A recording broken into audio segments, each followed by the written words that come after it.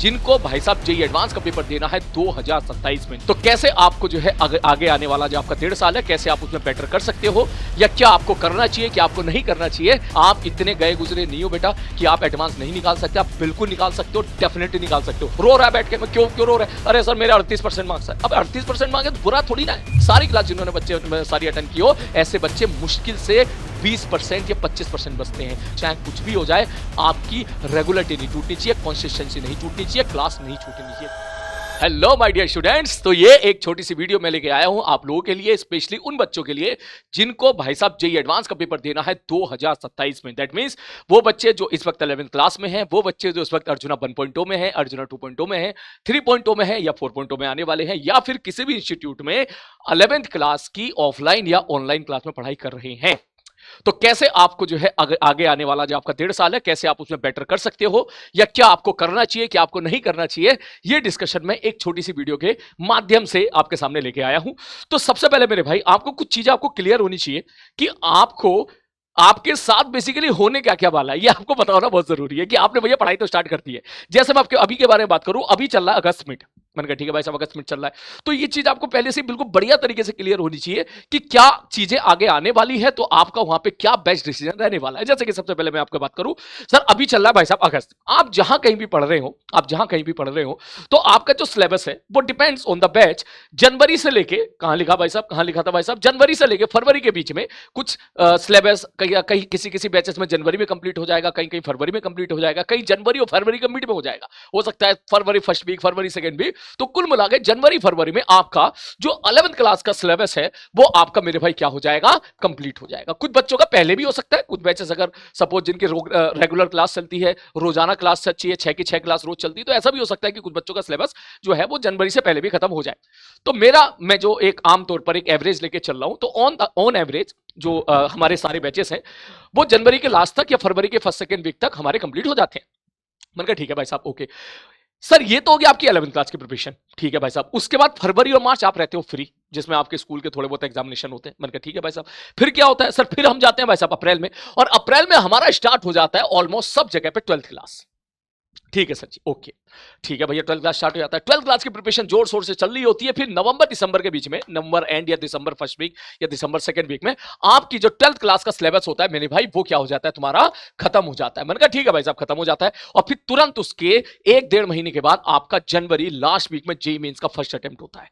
I hope ये चीज आपको बिल्कुल क्लियर होगी। ठीक है भाई साहब, जेईई मेंस का एग्जाम का फर्स्ट अटेम्प्ट होगा। उसके बाद फिर क्योंकि आप 12th में हो तो बोर्ड का प्रेशर रहने वाला है। ठीक, मैं भी किस चीज में कैसे कैसे काम करना है उसके बारे में बात करूंगा। अभी मैं थोड़ा सा ही बता दूं कि इस हिसाब से किसी बच्चे को नहीं मालूम है तो बेटा ये आपके साथ होने वाला है। ठीक है, उसके बाद फिर आपका क्या होता है, जैसे सपोज आपका जेईई मेंस 1 आपने दे लिया जनवरी अटेम्प्ट में, लास्ट वीक में होता है आमतौर पर। उसके बाद आपका फरवरी मार्च 2 महीना आपका अलग अलग स्टेट का, अलग अलग जो है स्कूल में या अलग अलग स्टेट में आपके जो है बोर्ड के एग्जामिनेशन होते हैं। उसके बाद फिर आपका जेईई मेंस का सेकंड अटेम्प्ट होगा, जो कि कब होगा भाई साहब, जेईई मेंस का सेकंड अटेम्प्ट होता है आपका आमतौर पर अप्रैल के फर्स्ट वीक में होता है। और इसके बाद फिर जो मेन एग्जाम जिसकी आप प्रिपरेशन कर रहे हो, जेईई एडवांस 2027, वो ऑन एवरेज मई 2027 के थर्ड वीक में आपका पेपर होता है जेईई एडवांस का। जिसके बाद ये यहां से लेकर यहां तक की आपकी जर्नी ये डिसाइड करेगी कि इसके बाद आपको ड्रॉप लेके फिर वापस प्रिपरेशन करनी है, या फिर बढ़िया तरीके से मेहनत करके उसी दौरान आपको आईआईटी के अंदर पहुंचना है। आ रही बात समझ में? तो ये ओवरऑल आपका ओवरव्यू है। ठीक है सर जी, ओके। तो सर इसमें मैं मानता हूं कि यार आप लोग अभी 10th क्लास पास हुए हो, ज्यादा अब तो खैर अच्छा खासा टाइम हो गया है ना, अब तो 4-5 महीने हो गए आप लोगों को। लेकिन 10th क्लास के बाद तुरंत 11th क्लास का मैं मानता हूं इस चीज को लेके कि आपके ऊपर बर्डन सडनली बढ़ जाता है। I totally agree on this, clear है। लेकिन अब तक आप उसके हैबिचुअल भी हो चुके होंगे, अब तक आपको इन चीजों की आदत भी पड़ गई होगी। वो बात ठीक है यार, 10th क्लास में जो भी हम सर लोग हमको बता दिया करते थे, मैडम लोग हमको बता दिया करते थे, उसमें आपको एज इट इज देखे दिखाए क्वेश्चंस आपको देखने के लिए मिल जाया करते थे एग्जाम में। बड़ा आसान होता था 90% मार्क्स लाना, 95% मार्क्स लाना, 97% मार्क्स लाना, 99% मार्क्स लाना। लेकिन मेरे भाई अब जो कहानी है, ये जो जेईई एडवांस की प्रिपरेशन है, ये प्रिपरेशन तेरी 10th क्लास जैसी नहीं है। तो सबसे पहले तो तुम्हें इस एग्जाम को समझना पड़ेगा। जब तक आप एग्जाम को नहीं समझेंगे तब तक आप अपना बेस्ट नहीं दे पाएंगे। सबसे पहले आपको यहां का पैटर्न समझना पड़ेगा। क्या यहां पे रट्टू तोता बनकर क्या आप एग्जाम क्रैक कर सकते हो? नहीं कर सकते हो।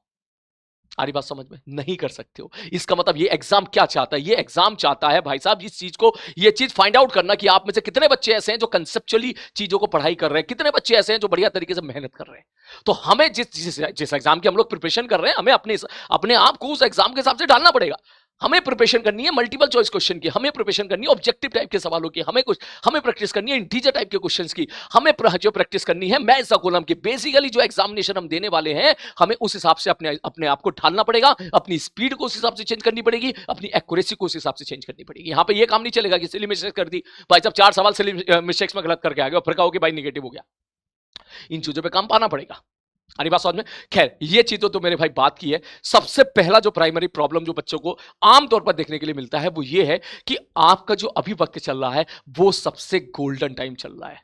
बच्चे इसी टाइम को ले लेते हैं लाइटली, इसी टाइम पे बहुत हल्के हो जाते हैं, पढ़ना लिखना थोड़ा सा लाइटली कर देते हैं, क्लास अटेंड करना कम कर देते हैं, बैकलॉग बनाना शुरू कर देते हैं। 3 क्लास छोड़ देंगे, चौथी क्लास में डायरेक्ट पहुंच जाएंगे। 3 क्लास छोड़ देंगे भी चौथे दिन उसको तीनों क्लास को एक साथ पढ़ने की कोशिश करेंगे। उसके बाद फिर कहेंगे कि सर ये सवाल थोड़े से कम बन रहे हैं, ये चीज थोड़ी सी कम समझ में आ रही है। तो मेरे भाई मैं आपको एक चीज क्लियर कर दूं, अगर आप रेगुलर नहीं हो क्लास में, अगर आप क्लासेस को रेगुलरली अटेंड नहीं कर रहे हो, प्रॉपर तरीके से नोट्स नहीं बना रहे हो, तो बेटा आपके सिलेक्शन ना होने के परसेंटेज बहुत ज्यादा बढ़ जाएंगे। इसकी बहुत ज्यादा गारंटी है कि आपका सिलेक्शन नहीं होगा।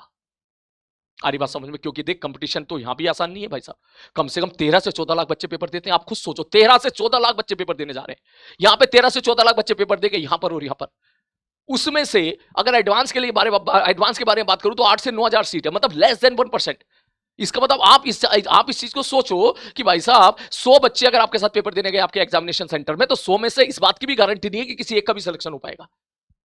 और ये बात आपको समझनी पड़ेगी, क्योंकि अगर आप नहीं समझोगे तो चीजें बहुत लाइटली लोगे। आपको ये बात समझनी पड़ेगी कि आपका जो है ये अब आपका 10th वाला नहीं है कि 10th में क्या होता था, आप लिख के आओ, आपके मार्क्स आपके हैं, आप लिख के आ गए, आपके नंबर आपके हैं, आपके नंबर आपसे कोई नहीं छीन सकता। आप मैथमेटिक्स का पेपर लिख के आओ, 100 में से 95 मार्क्स का करके आओ, तो 95 आपके हैं, 90 का करके 90 आपके नंबर कोई आपसे छीन नहीं सकता। लेकिन यहां पर आपकी सीट आपसे छीनी जा सकती है अगर कोई दूसरा बच्चा खूब मेहनत कर रहा है, आपसे ज्यादा मेहनत कर रहा है, आपसे ज्यादा सवाल लगा रहा है, आपसे ज्यादा कंसेप्चुअली पढ़ रहा है, तो तेरी मेहनत वहीं धरी की धरी रह जाएगी और वो बंदा वो तेरी सीट लेके निकल जाएगा। ये बात आपको समझनी पड़ेगी, ये बात आपको समझनी पड़ेगी। अब तक आपने जितने एग्जाम दिए थे उसमें आपकी मेहनत का फल आपको मिलता था, लेकिन अब थोड़ा सा चेंज है।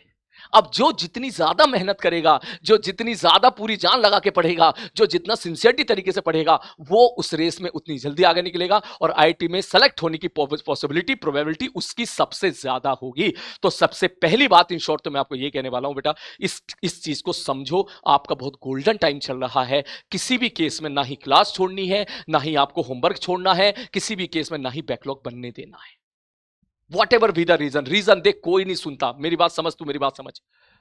रेवत सर मेरा रीजन ये था, सर मेरा भाई ठीक है यार, तू रीजन बोलेगा, सुन लेंगे, टीचर लोग सुन लेंगे, लेकिन उससे तेरी प्रॉब्लम सॉल्व होगी क्या? नहीं होगी। तो ऐसी कोशिश करो कि ऐसी नौबत ही ना आए कि आपका बैकलॉग बने, ऐसी नौबत ही नहीं आनी चाहिए कि आपका बैकलॉग बने। आ रही बात समझ में? तो सारी क्लास बढ़िया तरीके से अटेंड करनी है, शानदार तरीके से अटेंड करनी है, नोट्स प्रॉपर्ली बनाना है। आपके लिए नोट्स बहुत इंपॉर्टेंट है। सर क्यों इंपॉर्टेंट है? क्योंकि आपको अभी 1.5 साल तक चलना है। अभी सपोज किसी जगह पे चैप्टर चल रहा है, मान के चल काइनेमेटिक्स की जगह पे चल रहा है, न्यूटन लॉ ऑफ मोशन की जगह पे चल रहा है, मान के सर्कुलर मोशन। तो भाई अभी आप कर रहे हो, अब आज से बात करो आपसे 1.5 साल के बाद अगर आप नोट्स नहीं बनाओगे तब क्या करोगे? पीपीटी से पढ़ाई होती है क्या भाई? पीपीटी फोल्डर में सेव होती रह जाती है। ढूंढने जाएगा तो पीपीटी ये भी नहीं पता चलेगा कौन से लेक्चर की पीपीटी कौन सी है। भाई हमको नहीं मिलती यार, हमको कभी कभी जरूरत पड़ जाती है पीपीटी की कि चलो भाई साहब ये देख लेते हैं, भाई साहब ये क्वेश्चन क्या था, पिछली बार क्या कराया था, कैसा क्वेश्चन था। हमें इतना टाइम लग जाता निकालने में। तुम तो यार ऑलरेडी यार फीस के साथ केमिस्ट्री के साथ मैथ, इतनी सारी चीजें पढ़ते हो। तो मैं आपसे बोलूंगा yes, notes are very important part, आप इसको लाइटली नहीं ले सकते, पहली चीज। लेकिन मैं ये भी नहीं कह रहा हूं कि बहुत सजा के आप बनाओ, मैं ये भी नहीं कह रहा हूं कि नोट्स बनाने में ही पूरी जान लगा दो, मैं ये भी नहीं कह रहा हूं कि नोट्स में टाइम वेस्ट करो इतना जरूरत से ज्यादा, ये भी नहीं करना। लेकिन डिसेंट नोट्स होने चाहिए जो आपको इस बात का एहसास दिला दे कि मैंने क्लास में ये चीजें पढ़ी थी और इस प्रकार से सर ने ऐसे ऐसे कंसेप्ट हमारे क्लियर किए थे। तो पहली बात मेरे भाई, आपको बिल्कुल भी लाइटली नहीं लेना है, सारी क्लासेस आपको बढ़िया तरीके से करनी है। क्योंकि देख ये समय आप तो खुद सोच, मान ले किसी कारण मैं नहीं चाहता आप में से किसी का भी सिलेक्शन, मैं चाहता हूं आप सारे के सारे बच्चे सेलेक्ट हो, लेकिन मान ले कोई बच्चा ऐसा हुआ जिसका सिलेक्शन नहीं हुआ, वो भाई साहब यहां ड्रॉपर में चला गया, तो अब तू खुद सोच। मैं एक बार चाहता हूं आप ये पेन फील करें जो ड्रॉपर वाला बच्चा जो ड्रॉपर वाला बच्चा जो है पेन फील करता। पहला पेन तो ताने, पहला पेन तो ताने, सारे सारे लोग ताने देते हैं, भाई साहब सिलेक्शन नहीं हुआ तेरा, 2 साल मेहनत करी तूने, क्या हुआ क्या हुआ क्या हुआ। पहले तो वैसे एम्बेरसमेंट होता है बहुत ज्यादा यार, बुरा लगता है, जबरदस्ती पूछ लेते हैं रिजल्ट क्या हुआ रिजल्ट क्या हुआ, पहले तो बहुत बुरा लगता है। उसके बाद क्या हुआ सर, पढ़ाई जो स्टार्ट होती है अप्रोक्सीमेटली हमारी जून जून में स्टार्ट होती है एक तरह से, सही मोड में बात करें तो मई तक तो हम वैसे सदमे में रहते हैं, ठीक, या मई से स्टार्ट होगी। तो भाई तू खुद सोच, मई जून जुलाई अगस्त सितंबर अक्टूबर नवंबर दिसंबर और फिर जनवरी में पेपर आ जाता है, मतलब 8 महीने में 2 साल का सिलेबस करना होता है बेचारों को। तो सोचो उनके ऊपर कितना बड़ा प्रेशर होता है, 8 महीने के अंदर 2 साल का सिलेबस करना है, जबकि आपके पास तो अभी पूरा का पूरा 1.5 साल से ज्यादा वक्त है। अगर आप पौने 2 साल का वक्त है, अगर आप बढ़िया तरीके से मेहनत करोगे तो बहुत धांसू रैंक अभी लेके आ सकते हो। मैं बता रहा हूं आपकी रैंक आने की पॉसिबिलिटी बहुत धांसू है इस टाइम पर। बस इस वक्त को समझो, ये जो टाइम चल रहा है ना, इस टाइम को समझो, इस टाइम को समझो, इस टाइम में अपने अपने अपने आप को निखारो। रटना नहीं है कुछ भी, मैं फिजिक्स के पॉइंट ऑफ व्यू से बात करूं, अपने आप को निखारो, अपने आप को डेवलप करो, अपने अंदर की मैथमेटिक्स को डेवलप करो, अपने अंदर की फिजिक्स को डेवलप करो। खेलो सवालों के साथ, खेलों से जितना ज्यादा खेलोगे सवालों के साथ उतना ज्यादा आपके अंदर इंप्रूवमेंट आने वाला है। वरना अगर चीजें लाइटली ले लो, देख बेटा त्याग तो करना पड़ेगा, ये तो होता ही है। मन तो हमारा भी करता है कि भाई कभी कभी मन नहीं है क्लास लेने का, मन कर रहा है सो जाते हैं यार, बॉडी थक गई है, लेकिन फिर भी हमको क्लास लेनी पड़ती है। बॉडी में पेन हो रहा है नहीं यार, कभी कभी वायरल हो गया, बुखार आ गया, लेकिन फिर भी हम लोग आते हैं कि मैंने कहा भाई साहब क्लास लेनी है। तो तेरे लिए खैर मेडिकल, तेरे लिए मैं थोड़ा अलग रख देता हूं कि भाई अगर तो मेडिकल कोई इश्यूज है तो ठीक है आप रेस्ट करो, लेकिन अगर आप बिल्कुल हेल्दी हो, अगर आप फिट हो, तो बेटा फिर इस तरह की आप बिल्कुल भी लापरवाही ना करें कि चीजें लाइटली ना लें कि भैया मेहनत नहीं कर रहे हो, क्लास छोड़ दे रहे हो, होमवर्क नहीं कर रहे हो, ये सारी चीजें प्लीज बिल्कुल ना करें। हमारी बात समझ, मैं ये चाहता हूं कि सारे बच्चे, जो बच्चे मेरी इस बात को सुनने 11th क्लास वाले, वो जब यहां पे जनवरी फरवरी सिलेबस कंप्लीट होगा, ये जब आपका अप्रैल वाला बैच स्टार्ट होगा, जो 12th का बैच स्टार्ट होगा 2026 में, आप सब लोग ये बोले कि सर 11th क्लास हमारी बढ़िया तरीके से पूरी है। वरना समझ है कितना प्रेशर आने वाला है। यहां देख, यहां से तेरी 12th स्टार्ट होगी, मान ले तूने यहां पर मक्कारी कर ली, तूने यहां पर मेहनत बिल्कुल नहीं करी, तो यहां पर तेरे ऊपर एक तो 11th का प्रेशर होगा, क्योंकि टेस्ट में भी 11th के जो है क्वेश्चंस वगैरह आ रहे होंगे, क्योंकि यहां तो 11th आना ही है ना, इस जगह पे तो आना ही है ना जेईई मेंस में, तो वो भी कवर करना है तेरा, पहला प्रेशर ये। दूसरा प्रेशर तेरा 12th को भी मैनेज करना है, तीसरा प्रेशर तेरा बोर्ड को भी मैनेज करना पड़ेगा, और चौथा प्रेशर हो सकता है काफी बच्चे स्कूल जाते हो तो उनको स्कूल को भी मैनेज करना पड़ेगा। तो समझ मेरी बात को, ये 4 प्रेशर उस वक्त, और एडवांस का अलग। अरे बस तू ऐसी नौबती क्यों आने दो भाई, अभी बढ़िया तरीके से खत्म करो ना 11th क्लास को, मजा लो सवालों का बढ़िया तरीके से। अभी आपको ऊपर ना ही कोई ज्यादा टाइम का बाउंडेशन है, सुकून से मजे से पढ़ो जैसे आपके सर लोग आपको पढ़ा रहे हैं। क्लियर है? ठीक है सर जी। इसके बाद फिर जैसे आपका सिलेबस कंप्लीट हो जाएगा, फिर आपके पास पूरे 50 दिन होंगे जेईई मेन से पहले। उस 50 दिन में मान ले तूने 11th क्लास अभी अच्छे से कर लिया, 12th क्लास फिर तूने अच्छे से कर लिया, तो दो भाई साहब 50 दिन तो बहुत होते हैं। तो जो अच्छा पढ़ने वाला बच्चा होता है, इन्हीं 50 दिन में फोड़ के जेईई मेंस 1 में धांसू 99 परसेंटाइल लेके आता है, और फिर सीधा वो बोर्ड की प्रिपरेशन। ऑब्वियसली यार कोई ऐसा नहीं है कि बोर्ड की प्रिपरेशन बहुत ज्यादा मुश्किल काम है, ऐसा कुछ भी नहीं है। बोर्ड में फिजिक्स केमिस्ट्री में क्या अलग पूछी जाती है क्या? नहीं पूछी जाती है। हाँ, थोड़ा हमको ध्यान रखना पड़ेगा किस प्रकार के क्वेश्चन का प्रेजेंटेशन करना है, कैसे क्वेश्चन को प्रेजेंट करना है, किस प्रकार से लिखना है, तो वो सारी चीज तो हमारी यहां पर हो जाएगी। लेकिन जैसे ही आपने जेईई मेंस एग्जामिनेशन 1 आपने फोड़ दिया, 99 परसेंटाइल आप लेके आ गए, तो क्या यहां से सीधा फिर आप एडवांस की प्रिपरेशन कर सकते हो? तो ये है तरीका एडवांस में सेलेक्ट होने का, बढ़िया रैंक लाने का। और बहुत सारे बच्चे होते हैं जो सीधा यहां से एडवांस की प्रिपरेशन करते हैं और यहां से धांसू रैंक लाके सीधा आईआईटी पहुंचते हैं, सीधा आईआईटी पहुंचते। तो किसी भी टॉपर को उठा के देख लेना, किसी भी टॉपर को उठा, टॉपर का मतलब मैं वो नहीं कह रहा हूं जो टॉप 100 के अंदर रैंक लेके आए, मैं उनके बारे में बात करूं जो 2000 के अंदर भी रैंक लेके आए हैं।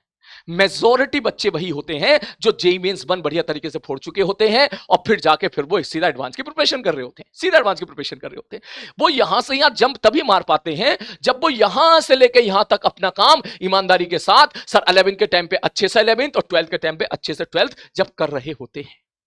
अब 2-4 एग्जाम्पल आ गए तो वो अलग केस है कि आपका जेईई मेंस 1 खराब हो गया तो जेईई मेंस 2 अच्छा हो गया। वो भी उसकी वजह ये होती है कि बंदे ने मेहनत तो यहाँ खूब करी है, खूब मेहनत करी है, लेकिन उसका दिन ही खराब था। तो दिन खराब था तो भाई साहब बेचारे का पेपर बिगड़ गया, तो कोई बात नहीं, सेकंड अटेम्प्ट उसने फोड़ दिया, तो that is a different thing, that is a different thing. तो अब बात आती है सर इस पर कि सर देखो किन किन बातों का हमको यहाँ पे ध्यान रखना है। तो सबसे पहली बात तो मेरे भाई, solve as many question you can. जितने ज्यादा से ज्यादा सवाल आप सॉल्व कर सकते हो उतने ज्यादा से ज्यादा सवाल सॉल्व करो। एटलीस्ट उतना तो जरूर करो जितने आपके सर आपको दे रहे हैं।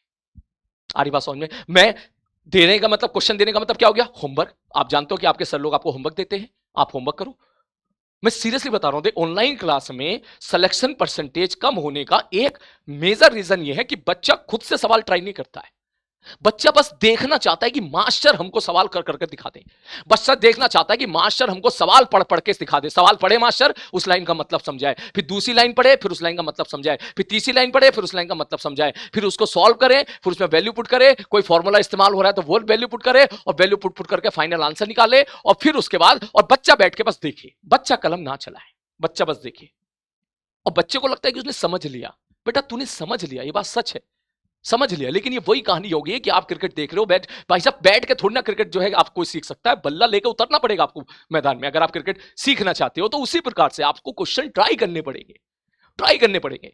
नो एक्सक्यूज, इसमें कुछ भी, मैं सीरियसली बता रहा हूं सर हम जो है ना, हम क्वेश्चन ट्राई नहीं कर पाते हैं, हम जो है ना हमारा टाइम चला जाता है, हमारा टाइम मैनेज नहीं हो पा रहा है, या फिर जो है हम जो है ना सर हमारे नोट्स बनाने में हमारे एक एक दो दो घंटे निकल जाते हैं क्वेश्चन। मैं सीरियसली बता रहा हूं, ये सारे बच्चे, इन सारे बच्चों सीरियसली बता रहा हूं, आपका रिजल्ट एक्सपेक्टेशन के अनुसार नहीं आ पाएगा अगर आप घर पे बैठकर क्वेश्चन प्रैक्टिस नहीं करोगे। मैं कोटा की बात कर रहा हूं, कोटा में जाके देखो, जिस जिस दिन बच्चों को जो जो होमवर्क दिया जाता है, बच्चा कलम घिसता है, खूब कलम घिसता है, क्वेश्चन ट्राई करता है, खुद सवाल करता है, कोशिश करता है, जब नहीं होता है तो अगले दिन टीचर डिस्कस करते हैं, वहां से ऐसे रिजल्ट निकल के आता है। तो यही चीज आपको डेवलप करनी है, ज्यादा से ज्यादा बेटा आपको सवाल करने हैं, ज्यादा से ज्यादा। जो आपको होमवर्क दिया जा रहा है आप वो होमवर्क ट्राई करो, जो आपको डीपीपीस दी जा रही है वो आप डीपीपीस करो, उसके आपको सोल्यूशन भी दिए जाते हैं। जो आपको मॉड्यूल, अगर कोई बच्चा मॉड्यूल फॉलो करता है किसी भी इंस्टीट्यूट का, मैं पढ़ रहा हूं, मॉड्यूल को सॉल्व करो, आप करो भर भर के सवाल सॉल्व यार, अपने सर लोगों से पूछो डाउट। एचसी वर्मा बुक है, जरूर इनको सॉल्व करें आप।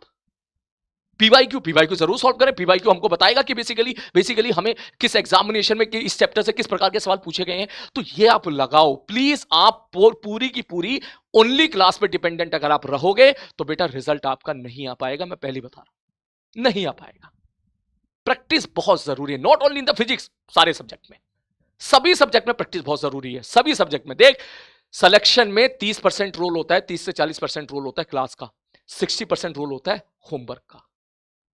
सीरियसली बता रहा हूं, अगर आप होमवर्क नहीं कर रहे हो ना, अगर आप घर पे क्वेश्चन सॉल्व नहीं कर रहे हो ना, सारी मेहनत तेरी बेकार हो जाएगी, सारी मेहनत। क्योंकि भाई साहब होमवर्क और क्लास को घर पे जाके क्वेश्चन को सॉल्व करना, यही तो, इससे तो पता चलता है ना कि हमने क्लास में कितना सीखा है, और हमने क्लास में कितना सीखा है, हम उसको कितना अप्लाई कर पा रहे हैं, ये बहुत जरूरी है। ये प्लीज इस चीज को ब्लाइंडली आप फॉलो कीजिएगा। दूसरा 11 को मेरे भाई, ये मैं बता चुका हूं, अभी से अच्छे से करके चलना है, और मेंस और एडवांस दोनों का टारगेट लेके चलना है। आप इतने गए गुजरे नहीं हो बेटा कि आप एडवांस नहीं निकाल सकते, आप बिल्कुल निकाल सकते हो, डेफिनेटली निकाल सकते हो अपना। अभी आपके पास ऐसा भी नहीं है कि समय आपके पास 4 महीने बचे हुए हैं कि 4 महीने बाद मेंस है, और फिर वो जैसे कि इस टाइम पर हो सकता है, जैसे कुछ बच्चे होते हैं ड्रॉपर बैच में, वो अपना टारगेट फिक्स कर लेते हैं, 4 महीने पहले मेंस का टारगेट रख लेता हूं मैं, तो कोई गलत नहीं, उनके लिए गलत नहीं, लेकिन बेटा तेरे लिए तो 1.5 साल का वक्त है ना, तो क्यों मेंस गा रहा है? सीधा एडवांस के बारे में बात कर। एडवांस की प्रिपरेशन का बढ़िया तरीका, बोले सर एडवांस की प्रिपरेशन करें, क्योंकि तूने एडवांस की प्रिपरेशन कर ली तो मेंस के सवाल तेरे को हलवा लगेंगे भाई, आसान लगेंगे, बहुत आसान लगे, चूरन लगेंगे, क्या पूछ रहा है यार मेंस वाला यार। ठीक, उसके बाद मैं आपको एक चीज और बताया, तो 11वीं क्लास के जो चैप्टर से, जैसे वेक्टर से स्टार्ट होता है, फिर काइनेमेटिक्स, फिर न्यूटन लॉ ऑफ मोशन से जाता है रोटेशन पर और एसएचएम पे। यहां पर बिल्कुल भी चेन ब्रेक मत होने देना, एक भी लेक्चर प्लीज यहां पे मत छोड़ना, क्योंकि ये पूरी एक मैकेनिक्स की चेन है, ये मैकेनिक्स की चेन है मेरे भाई। अगर तूने यहां पर एक थोड़ा सा भी तूने यहां पर जो है थोड़ा लेक्चर छोड़ दिया तो अगला लेक्चर तेरे को समझ में नहीं आएगा। तूने न्यूटन लॉ ऑफ मोशन को लाइटली ले लिया तो तुझे फ्रिक्शन में दिक्कत आएगी, तुझे उसके बाद जो है वर्क पावर एनर्जी में दिक्कत आएगी, तो रोटेशन में दिक्कत आएगी। तूने वर्क पावर एनर्जी को लाइटली ले लिया तो रोटेशन में वर्क नहीं थ्योरम तू नहीं लगा पाएगा। तूने सेंट्रल मास को लाइटली ले लिया तो रोटेशन में दिक्कत आएगी, उन सब में, इन सबको लाइटली ले लिया तो एसएचएम में दिक्कत आएगी। तो ये पूरी एक चेन है, मैं पहले से ही आपको एक तरह से वार्न कर रहा हूं बेटा कि यहां से लेकर यहां तक कोई भी क्लास मत छोड़ना, ये पूरी की पूरी एक चेन है, पूरी की पूरी एक चेन है। कुछ चैप्टर्स हमारे इंडिपेंडेंट होते हैं, जैसे कि यूनिट एंड डायमेंशन हो गया, एरर हो गया, हीट हो गया, थर्मोडायनेमिक्स हो गया, वेव हो गया, ये चैप्टर इंडिपेंडेंट है। ये चैप्टर आप बाद में भी कर सकते हो, लेकिन मैं बोलूंगा क्लास के हिसाब से ही करो। लेकिन जैसे यूनिट एंड डायमेंशन तो बाद में भी कर सकता है, इट्स ओके। अगर किसी का यूनिट एंड डायमेंशन का बैकलॉग बन गया तो भाई ठीक है, उसको जाने दे, उसको वन शॉट से कवर कर ले, और सीधा तू यहां पर, अगर तुम्हारी क्लास यहां पे चल रही है तो अपने सीधा यहां जंप मार सकते हो आप। आरी बात, तो एरर है, आप एरर चाहो तो बाद में कर सकते हो, कोई दिक्कत वाली बात नहीं। कोटा में तो एरर हम लोग लास्ट में पढ़ाते थे। उसके बाद हीट वाला पोर्शन है, it is independent chapter. Independent chapter का मतलब है कि यहां पर हीट में इस बात पे डिपेंड नहीं करेगा कि आपने यहां पे क्या पढ़ा है, ठीक है, ये इंडिपेंडेंट चैप्टर है। लेकिन मैं फिर भी आपसे बोलूंगा कि आप इसको बिल्कुल भी लाइटली मत लीजिएगा। अगला, मैं जैसे मैंने तुमको पहले बोल चुका हूं, try to understand the JEE advance exam pattern. ये बेटा 80%, 90%, 100% वाला एग्जाम नहीं है। इसमें अगर आपने 40% स्कोर कर लिया तो आपको आईआईटी मिल जाएगी, और 50% तक स्कोर कर लिया तो आप अपने धांसू 1000-1200-1300 रैंक के अंदर आपकी रैंक आ जाएगी। आ रही बात समझ में? तो बेटा इन चीजों का ध्यान रखना। इसलिए मैंने देखा कुछ बच्चे के मार्क्स लेके आ जाते, बोले कितने मार्क्स आए, रो रहा है बैठ के, मैं क्यों रो रहा है, अरे सर मेरे 38% मार्क्स आए। अब 38% मार्क्स है तो बुरा थोड़ी ना है, 38% मार्क्स है, तूने 4-5 सवाल सिली मिस्टेक गलत कर दिया, अगर तू उसको ठीक कर ले रहा तो तू 50% पे आ जाएगा, और 50% पे आ जाएगा तो जेईई में सेलेक्ट हो जाएगा यार। हाँ, तू बेवजह टेंशन ले रहा है। कोई बच्चा 20% मार्क्स लेके आ रहा है टेस्ट में, वो अगर अपनी सिली मिस्टेक्स मिनिमाइज कर ले, तो थोड़ा से 2-4 सवाल और ठीक कर ले, तो 20% वाला बच्चा भी इस रेंज में आ सकता है। ये टेस्ट के मार्क्स बता रहा हूं, जो आपके जेईई एडवांस के टेस्ट के पेपर होते हैं। ठीक, अगर तो यहां पर पहुंच जा रहा है 30, 35, 40 तक पहुंच जा रहा है, तो यस, इसके आगे भी जा सकता है। और अगर आप इससे ऊपर जा रहे हो तो यस, आप बहुत अच्छा जा रहे हो, आप ऐसी मेहनत करते रहोगे तो डेफिनेटली सेलेक्ट हो जाओगे। मैं जेईई एडवांस के बारे में बात कर रहा हूं बेटा, जेईई एडवांस के बारे में बात कर रहा हूं। उसके बाद जो है एक चीज और मैं आपको बोलूंगा यहीं पर कि यस, आपके बहुत हाई चांस है कि आप मेहनत करोगे तो 12th के साथ बहुत बढ़िया जो है आप रैंक लेके आ सकते हो। और मोस्ट इंपॉर्टेंट चीज मैं आपको यही बोलूंगा मेरे भाई, कि ऐसा बिल्कुल मत होने देना प्लीज, ऐसा बिल्कुल भी मत होने देना कि अप्रैल में जब आपका 12th का बैच लॉन्च हो तो आप बोलो कि हमारा 11th वेस्टेड है। आ रही बात समझ में? तब आप बोलोगे, जब मान के चलिए अप्रैल का वक्त आ गया है, ये अप्रैल हो गया, हो सकता है यही वीडियो कोई अप्रैल में देख रहा हूं, अप्रैल 2027 में, फिर आप बोलोगे सर हमारा 12th का बैच स्टार्ट होने वाला है, हमारा 11th वेस्टेड है, हम क्या करें? काश हमें उस वक्त पता समझ में आ गई होती, काश हमने चीजें उस टाइम पे लाइटली ना ली होती, काश उस वक्त हमको किसी ने समझा दिया होता कि 11th वाला पोर्शन बहुत अच्छे से कर ले। तो बेटा मैं हूं ना, मैं यहां पर टाइम मशीन से पीछे आ गया हूं और मैं तेरे को समझा रहा हूं कि अभी बहुत अच्छा टाइम है, बहुत गोल्डन टाइम है, पूरी जान लगा दे, जितना अपनी तरफ से बेस्ट हो सकता है उतना कर, बिल्कुल ब्लैंक मत रहे। हो सकता है तू थोड़ा बिजी हो सकता है तू स्कूल वगैरह में थोड़ा बिजी चल रहा हो, लेकिन कोई बात नहीं, लेक्चर बिल्कुल मत छोड़, ज्यादा से ज्यादा अपना बेस्ट कर दे भाई, तू तू अपनी पूरी जान लगा दे, तू अपना पूरा का पूरा बेस्ट कर दे।